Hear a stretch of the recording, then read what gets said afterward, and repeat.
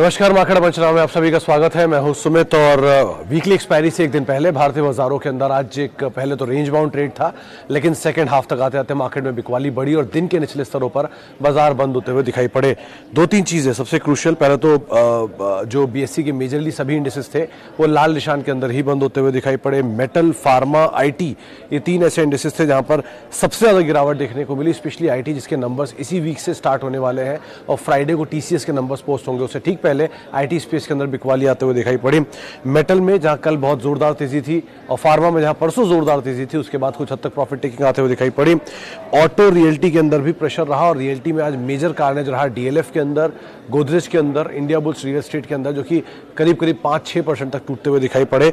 इसके अलावा consumer durable और शेयरों के अंदर भी कुछ हद तक प्रेशर था, जहां पर बढ़िया मूव देखने को मिला वोल्टास, हेवेल्स जैसे स्टॉक में, जो कि अब ईज आउट होते हुए दिखाई पड़ रहे थे। निफ्टी के 50 में से करीब 43 ऐसे शेयर थे जहां पर प्रेशर आता हुआ दिखाई पड़ा। सेंसेक्स के भी 30 में से 28 शेयर ऐसे थे जहां प्रेशर बनता हुआ दिखाई पड़ा। निफ्टी बैंक के भी 12 में से 10 ऐसे शेयर थे जहां पर प्रेशर बनता हुआ दिखाई पड़ा। तो मेजरली ब्रॉडर बेस्ड मार्केट्स के अंदर आज कुछ हद तक दबाव था। मिड कैप में आज बिकवाली खरीदारी रादर कुछ थी। केमिकल स्पेस के अंदर सिलेक्टिव दीपक नाइट्राइट जैसे स्टॉक्स में एक खरीदारी थी। आज आईआरसीटीसी में जोरदार तेजी यहां देखने को मिली, 4500 के लेवल्स पे पहुंच गया। बॉश के अंदर जो कि नए 17,000 के आसपास, 18,000 के आसपास के लेवल्स जो है वो वहाँ पे आते हुए दिखाई पड़ रहे हैं। और उसके अलावा कई और ऐसी दिग्गज कंपनी जहाँ पर बढ़िया मूव देखने को मिल रहा था, लेकिन मेजरली आज फ्रंट लाइन के अंदर प्रेशर था। मेटल्स में, बैंक्स में प्रेशर था।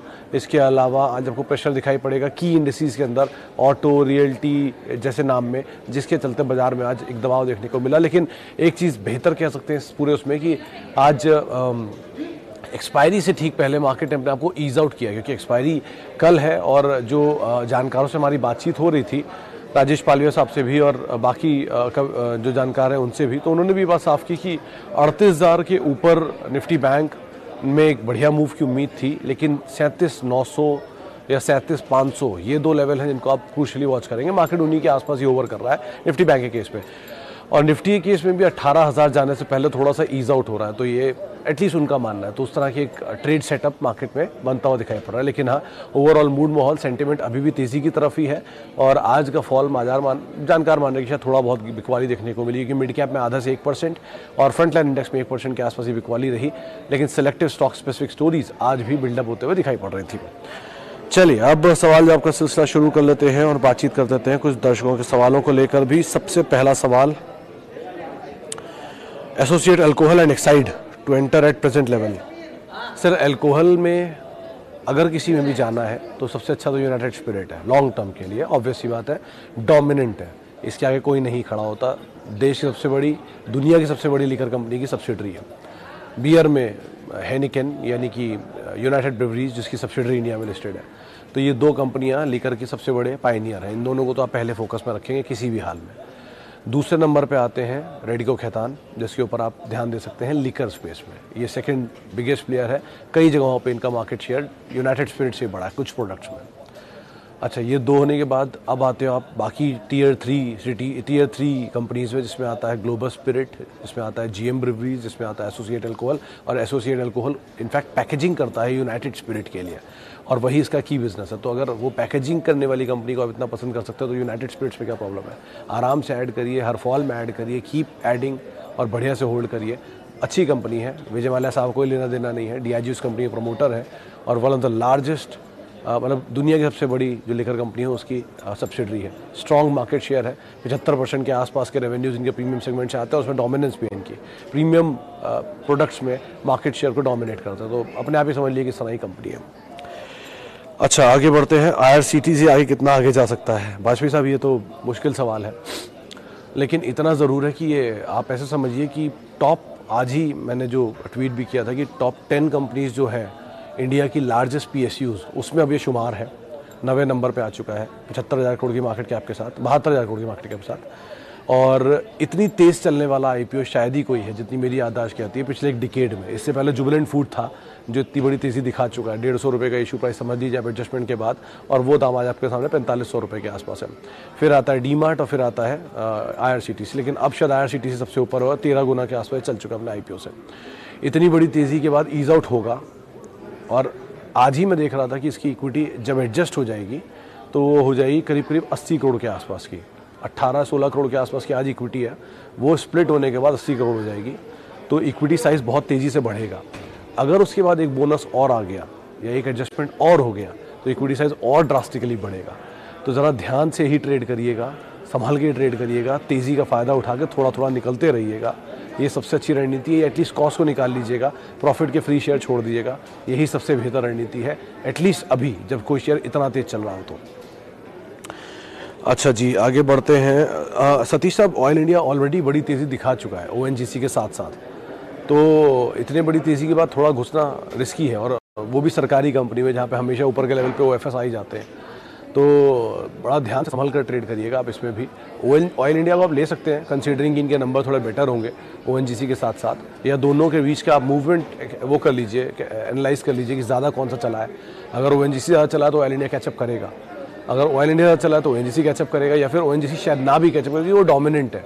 ओएनजीसी की सबसे बड़ी मतलब इनके पास सबसे ज़्यादा रिफाइनिंग कैपेसिटीज़ है इंडिया में रिलायंस के बाद। तो रिलायंस लेकिन खाली उसी का प्ले नहीं है, उसमें टेलीकॉम रिटेल ही प्ले है, लेकिन प्योर प्ले में ओएनजीसी बहुत बड़ा डोमिनेंट प्लेयर है।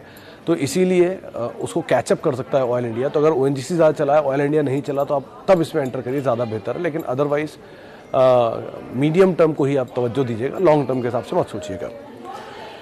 आगे बढ़ते हैं, और हीरो मोटोकॉर्प बने रही है। सचिन जी, कोई जानकार को मैं सुन रहा था, उन्होंने इसमें खरीदारी की राय दी थी मीडियम टर्म के लिए, 3200 का टारगेट दिए थे उस समय पर। वैसे भी शेयर बहुत टूट चुका है हायर लेवल से, दुनिया की नंबर 1 टू व्हीलर मैन्युफैक्चरर है, तो फंडामेंटल में तो कोई इशू है ही नहीं, ऑब्वियस ही बात है। हाँ, टेक्निकली ये नीचे है, बढ़िया दाम है, ऐड करिए, लॉन्ग टर्म पोर्टफोलियो का हिस्सा बनाइए। अच्छा दाम मिल रहा है आपको किसी स्टॉक में, इतनी बड़ी तेज़ी के बावजूद भी बने रहिए, क्या दिक्कत है। अच्छा, आगे बढ़ते हैं, और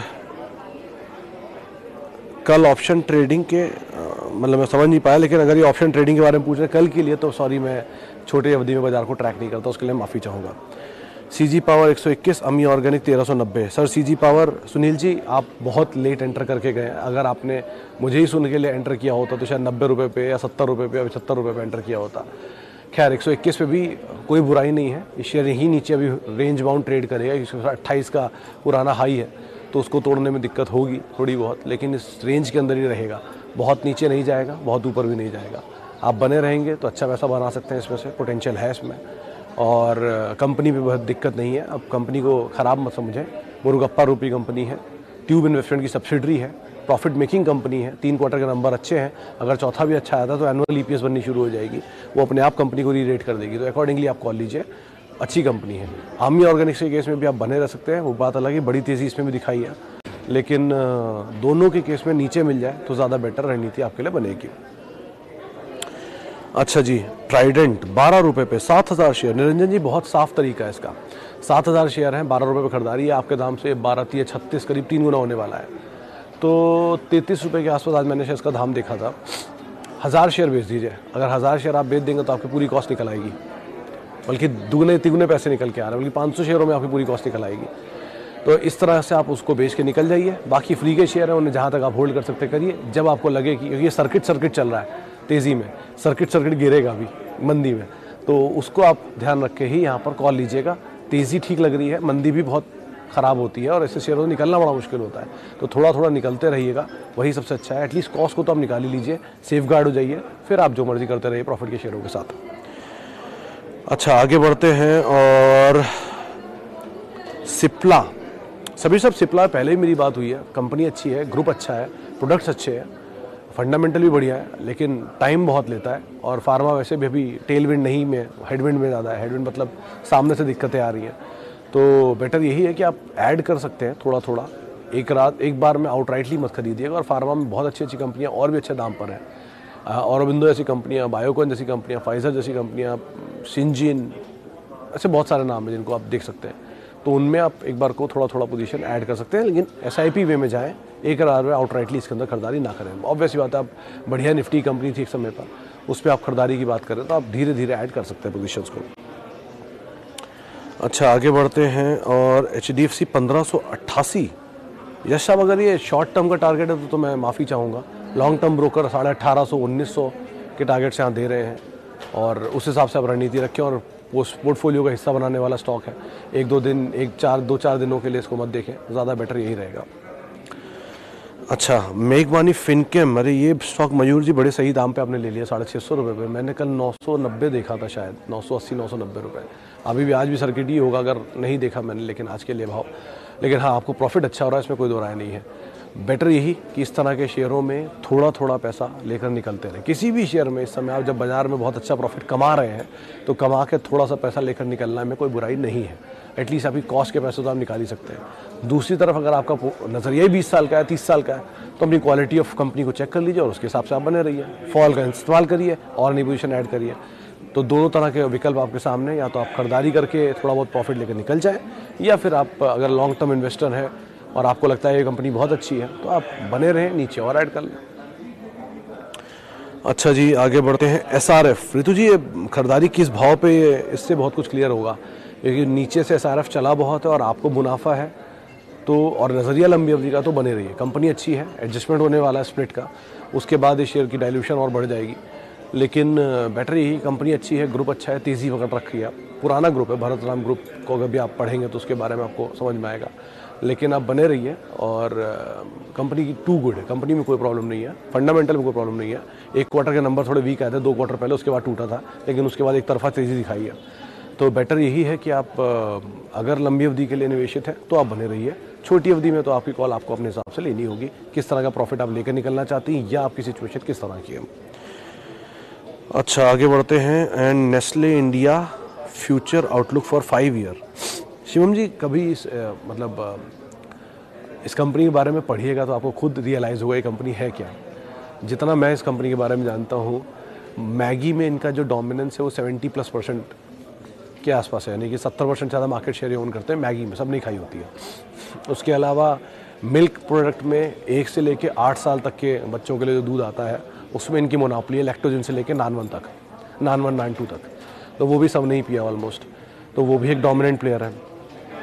चीज़, कर्ड, मिल्क, ऐसे कई प्रोडक्ट हैं जो इनके डोमिनेंट हैं, जिसमें अच्छा रेवेन्यू जनरेट करते हैं और प्लस इंडस्ट्रियल प्रोडक्ट्स के लिए भी सप्लाई करते हैं।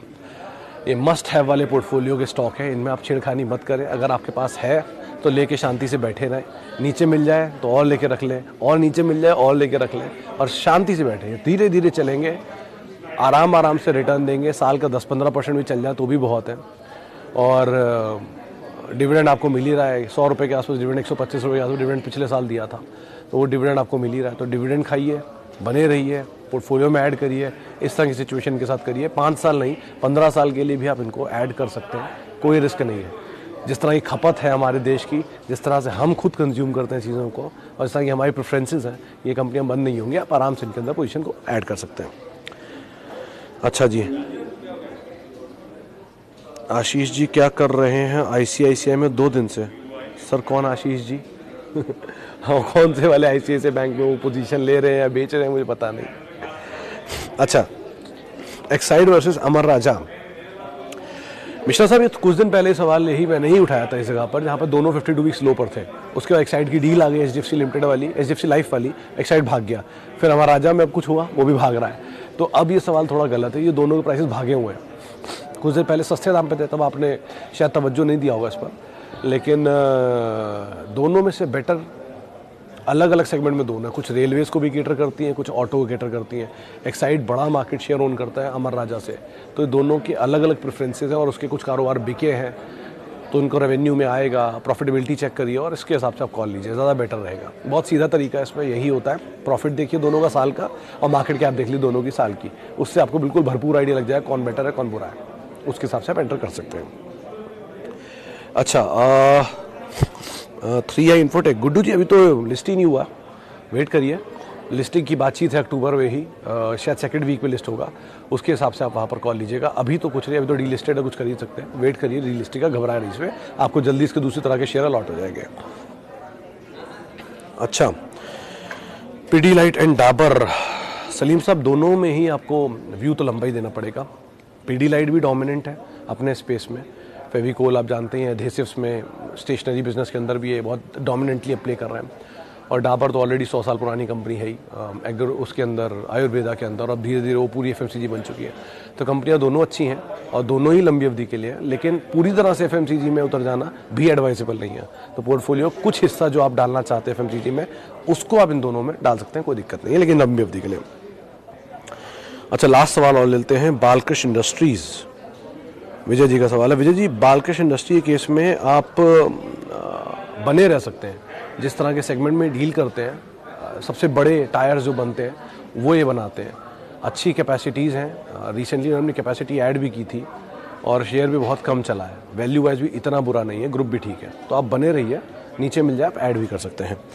अच्छा, चलते चलते India bulls real estate and Tata com, दोनों में आप बने रहिए। ना इंडिया बुल्स रियल एस्टेट को बेचिए और ना टाटा कॉम आज की तेज़ी देख के बेचिएगा। 1520 रुपये आज पहुंच गया है वो सड़क के, लेकिन अभी भी उन दोनों में बहुत स्टीम बाकी है, स्पेशली टाटा कॉम में बहुत स्टीम बाकी है। तो आप उस हिसाब से उसको देखिएगा। 1170 रुपये में टाटा ग्रुप ने स्टेक खरीदा है, तो आप खुद ही अंदाज़ा लगा लिए कितनी वैल्यू बाकी होगी। लास्ट टाइम उन्होंने 200 रुपये पे खरीदा था, वो उसके बाद 1170 आया। अभी भी सरकार इसमें झुंझुनवाला साहब की हिस्सेदारी है 1.5% के आसपास की, और टाटा ग्रुप भी है। तो आप दोनों में ही एटलीस्ट बने रह सकते हैं, लेकिन ज़्यादा तवज्जो आप शायद टाटा कम्युनिकेशन को दे सकते हैं। ब्रोकरेज हाउस टारगेट 1650 रुपये के कल परसों में आए थे, अकॉर्डिंगली आप कॉल ले सकते हैं। चलिए, फिलहाल अब इतने सवालों को मैं शामिल करूंगा। माफ़ी उन सभी लोगों से जिनसे आज हम बातचीत नहीं कर पाए, और बहुत बहुत शुक्रिया उन सभी लोगों का जिन्होंने हमसे सवाल पूछे और इस कार्यक्रम का हिस्सा बने। कल है वीकली एक्सपायरी, ज़रा ध्यान से संभल कर ट्रेड करिएगा। थोड़ा वोलेटिलिटी सेशन में ज़रूर देखने को मिल सकती है। आप मेरे साथ जुड़ सकते हैं, @सुमित रिसर्च मेरा ट्विटर हैंडल है। नमस्कार।